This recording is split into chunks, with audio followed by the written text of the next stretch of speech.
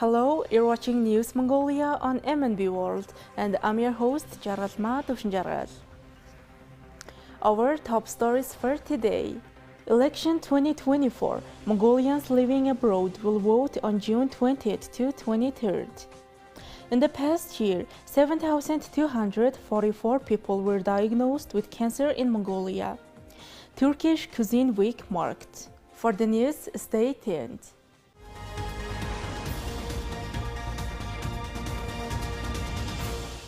June 28 is election day, when Mongolians will choose members of parliament who will lead the country for the next 4 years. April 28 was the deadline for parties to apply to participate in the parliamentary election. Mongolians living abroad will be able to vote at Mongolian embassies and consular posts from June 20th through 23rd. We have details in the following report. Around 6,000 Mongolian citizens reside in the United Kingdom of Great Britain and Northern Ireland, and around 5,000 reside in Ireland. The online registration system developed by the General Election Commission and the General Authority of State Registration is being used to fully engage overseas voters. We're collaborating with the London Police and Protocol Division of Foreign, Commonwealth and Development Office to maintain election integrity. Preparations are underway for voters lists, installing an offline VPN system for data security, CCTV surveillance, additional resources for people with disabilities, voting booths, and ballot boxes. Following amendments to the election law, parliamentary elections will be held using a mixed electoral system, with 78 seats elected by multiple non-transferable votes in 13 multi-member constituencies and 48 by closed-list proportional representation at the national level. To qualify for proportional seats, parties and coalitions must have candidates running in at least half of the seats in each constituency. A 50% voter turnout is required for constituencies' results to be considered valid, or another round of voting must be held.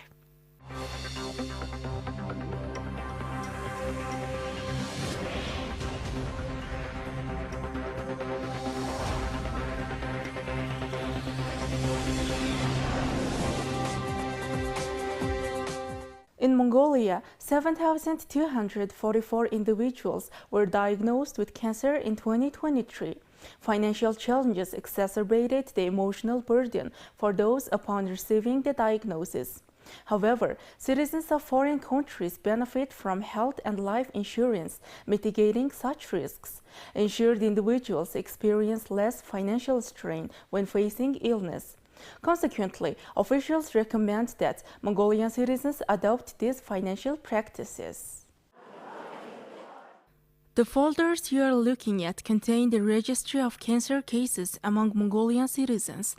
They detail who was afflicted and with which type of cancer, the duration of the battle with the disease, and their outcomes. In just the past year, approximately 8,000 new entries were added to this registry. Mongolia leads among 185 countries in terms of deaths attributed to liver cancer and stomach cancer. Recent statistics also place it at the top of the list, ranking first among 185 countries for cancer-related deaths overall. In recent years, cancer incidence in Mongolia has surged by 6 to 7-fold. Since the first cancer diagnosis in Mongolia, 4,556 people have passed away due to cancer.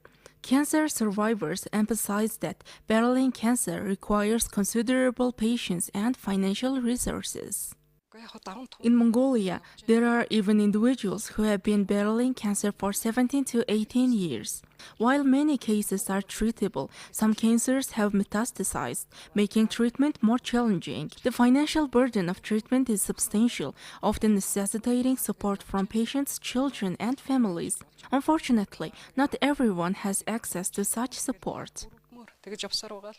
Hence, several critical issues need addressing in Mongolia, including enhancing public awareness about cancer and promoting personal health vigilance, reducing hospital wait times to improve accessibility, and enhancing post-surgery rehabilitation services. Consequently, officials stress the importance of citizens embracing health insurance as a necessary practice. If you experience an unexpected accident, you may be unable to work during your recovery period. Therefore, it's important to consider insuring yourself so your income can cover any loss. By paying a small premium on a monthly or daily basis on obtaining insurance, you can receive financial compensation in the event of an unforeseen accident, ensuring continued financial stability during challenging times. Many cancer patients exhaust their savings and financial resources on treatment.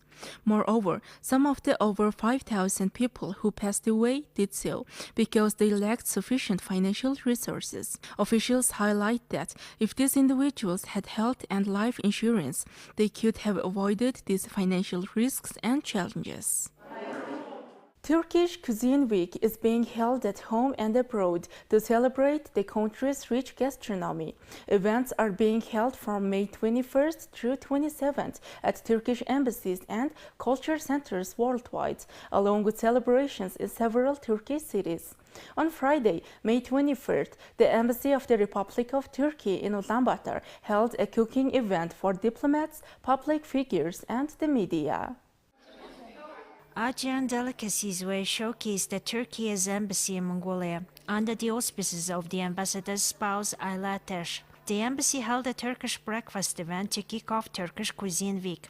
Dishes from Turkey's Aegean region were introduced at the Turkish cuisine cooking event. Thank you very much for coming to our residence. It's a pleasure for us to have you. I will talk about a little our events, our cuisine, and Turkish Cuisine Week, of course. Under the auspices of the Presidency and Ministry of Culture and Tourism, we celebrate Turkish Cuisine Week every year, 21st, 27 May. On this occasion, the healthy, waste-free, sustainable face of deep-rooted Turkish cuisine is introduced on an international scale. It was deemed appropriate to introduce Aegean region cuisine this year. Aegean cuisine is more than 800, it is due to use more than 800 endemic plant species, also known as the green cuisine. It stands out with its fresh vegetables and seafoods. The history of the Turkish cuisine goes back many years. The tastes in the kitchen of the Seljuk and Ottoman empires and the flavors that develop all over today's Turkey have enabled the Turkish cuisines to take its current form. For this reason, it's among the richest cuisines in the world. The Turkish cuisine is not only a source of variety and suitably for taste, also a source of healthy and balanced nutrition. Our cuisine, which has a very important place in terms of representing our culture, also reflects our identity. I want to thank you again to attending our events and thank you for your interest in our Turkish cuisine. Thank you. Thank you very much. Turkish Cuisine Week is being organized under the auspices of the Turkish President and Turkey's First Lady Emine Erdogan, with support from the country's Ministry of Culture and Tourism. Turkish cuisine is one of the world's top cuisines. Turkish Cuisine Week is marked globally every May with events and presentations at home and abroad. This year marks the third observance of Turkish Cuisine Week. Thank you for staying with us. Now let's take a look at currency exchange rates provided by Mongol Bank.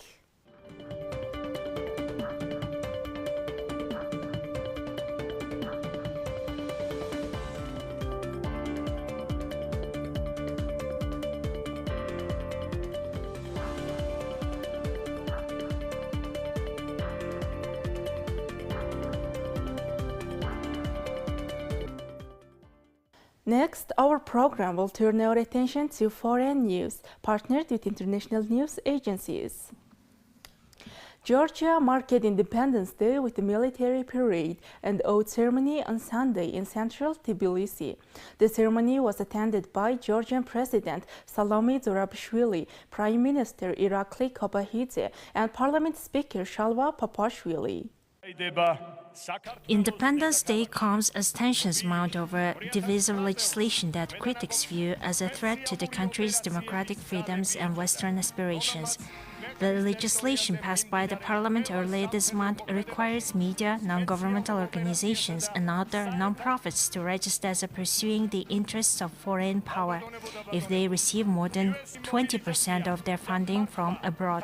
The legislation has sparked mass protests in Georgia. The bill, which also drew criticism from European Union officials, is feared to derail Georgia's European Union aspirations.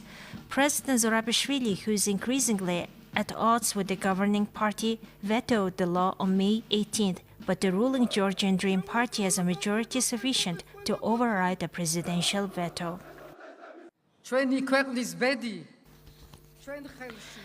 The fate of our country is in our hands, and the solution is ours to find.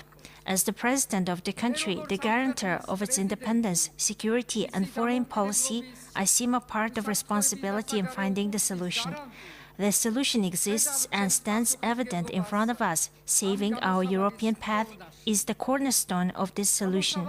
Today, as the specter of Russia looms over us, partnership and rapprochement with Europe are the true path to preserving and strengthening our independence and peace. Those who sabotage and undermine this path trample upon and damage the peaceful and secure future of our country, hindering the path towards becoming a full member of the free and democratic world.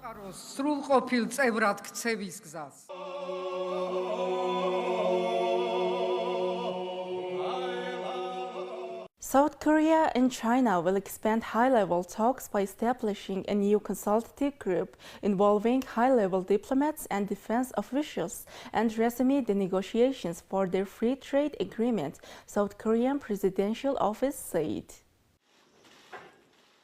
Kim Tae-hyo, the first deputy director of the National Security Office, said Sunday in a briefing following the bilateral talks between South Korean President Yoon and Chinese Premier Li Qiang that Beijing and Seoul agreed to start 2+2 high dialogue between their high-level defense and foreign affairs officials.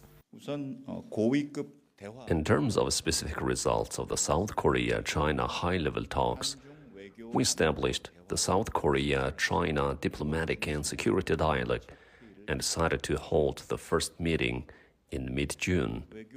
This can be seen as a 2+2 consultative group between the authorities of the foreign and defense ministries of the two countries, the Vice Minister of the Ministry of Foreign Affairs, and the director-level officials of the Ministry of National Defense will attend the meeting. Kim also said that the two countries will resume the second phase of the South Korea-China FTA negotiations. The South Korea-China FTA has been in effect since December 2015. Going beyond the market opening in the goods sector that has been pursued so far, the two sides will continue discussions to expand exchanges and opening in the services sector, particularly in areas such as culture, tourism, and law, Kim said. South Korean President Yoon Suk-yeol held bilateral talks with Japanese Prime Minister Fumio Kishida in Seoul on Sunday. The two leaders vowed to further advance bilateral ties as next year marks the 60th anniversary of the normalization of diplomatic relations between South Korea and Japan.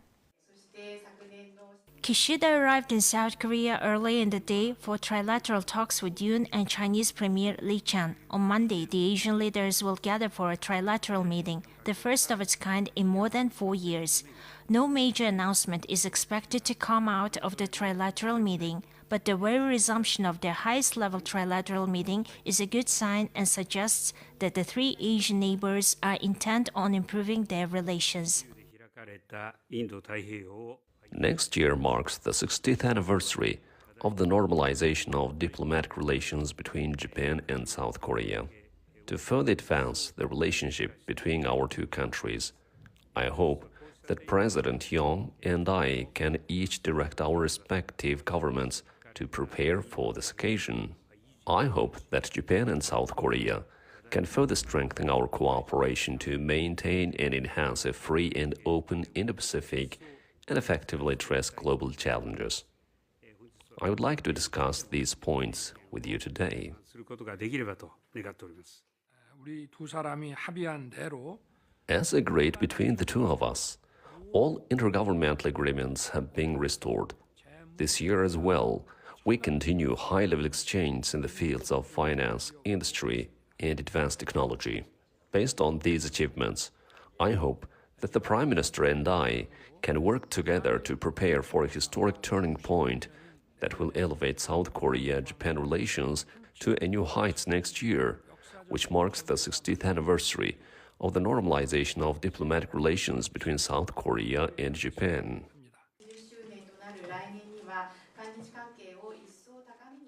Aid trucks have begun entering Gaza from southern Israel on Sunday through a new agreement to bypass the Rafah crossing with Egypt after Israeli forces seized the Palestinian side of it earlier this month.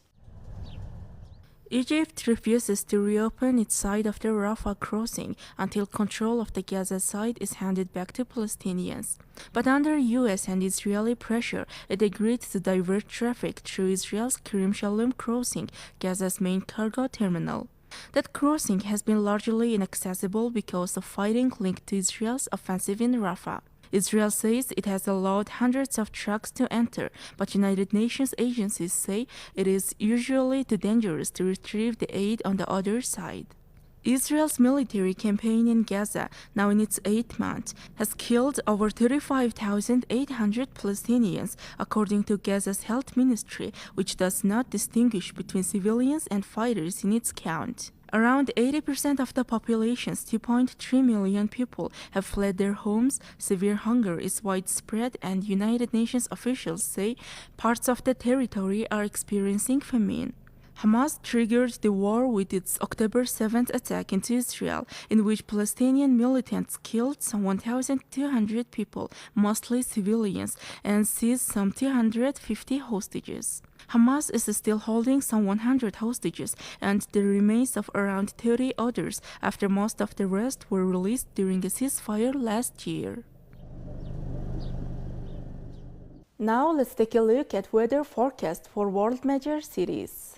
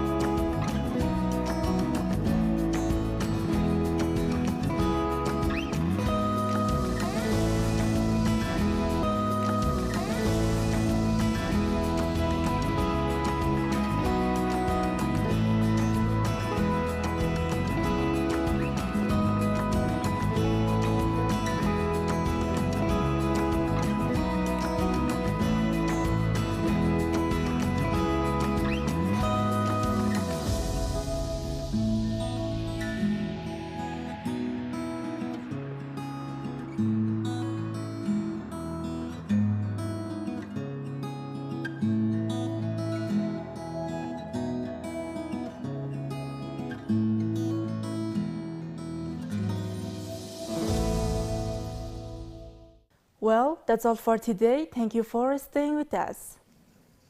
We will see you tomorrow with more news and updates. Goodbye.